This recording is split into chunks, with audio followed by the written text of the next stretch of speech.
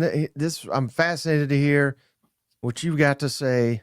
Again, I'm just going in random order. Throw us a donation if you want your team covered. How about South Carolina, Stephen? What is the over/under for South Carolina Gamecocks? And let me go through the schedule real quick. They open the season against Virginia Tech in the Beamer Bowl down in Atlanta. I wish I was a home and home, but it's not. Then we're back home for South Carolina State, Vanderbilt at home. Then we're at Missouri, and then Kentucky at home. Then we get our bye week, and then it's at LSU, Oklahoma at home, Alabama at home, at Oklahoma.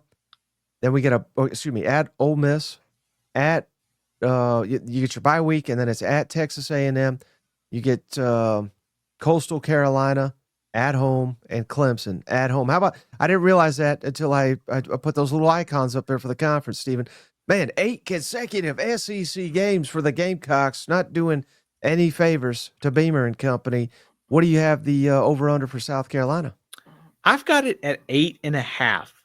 I kind of struggled with this one because I feel like this is a team that should be in the mix to make the playoff this year. And if that's the case, 8.5 is probably too low. Their schedule does seem very backloaded.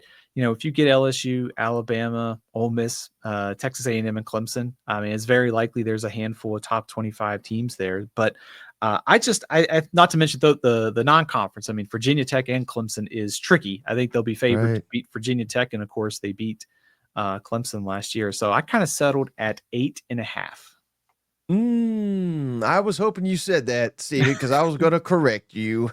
Not that I know more than you, but I just got a feeling that, hey, this is what Beamer does, man. I like him. I think he deserves his extension. I think he's doing a hell of a job. But also, it seems like when there's expectations, they fall short. When there's no expectations, they exceed it. I just think it's so hard in this conference. Now, you just won 9 games, 9-3. Wish you lost the bowl game, but 9-3. I just think that is so hard to replicate in this conference, particularly at South Carolina, losing some key players, bringing some major players back, of course.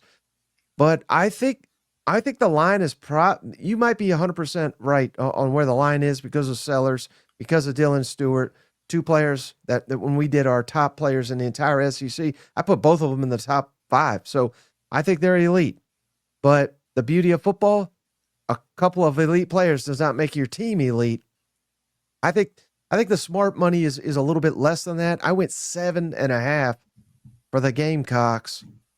It doesn't mean they're going to fall short, but I think it'll be a little bit lower, and I could be wrong. And if it's more your number, I think it's going to be because the bettors are being enticed by Lenore Sellers, which I cannot blame them for. I think that guy is, I think he's incredible. Yeah, absolutely. And I think the track record of Beamer's teams have been to get better in the second half of the season. Mm-hmm. And if that's the case, if that holds true again, they're breaking in the 3 new starters in the offensive line. Defensive line has some turnover. Line of scrimmage, concerns kind of worry me a little bit here. Right. But if they can navigate that first half of the schedule, and maybe you only lose to LSU, and yeah, the second half is tougher, but if that theory holds up again, they should be a better team in those final 6 games. So it is backloaded, but that also might play into what has been the strength of this team, which is improving as the season goes on. Right.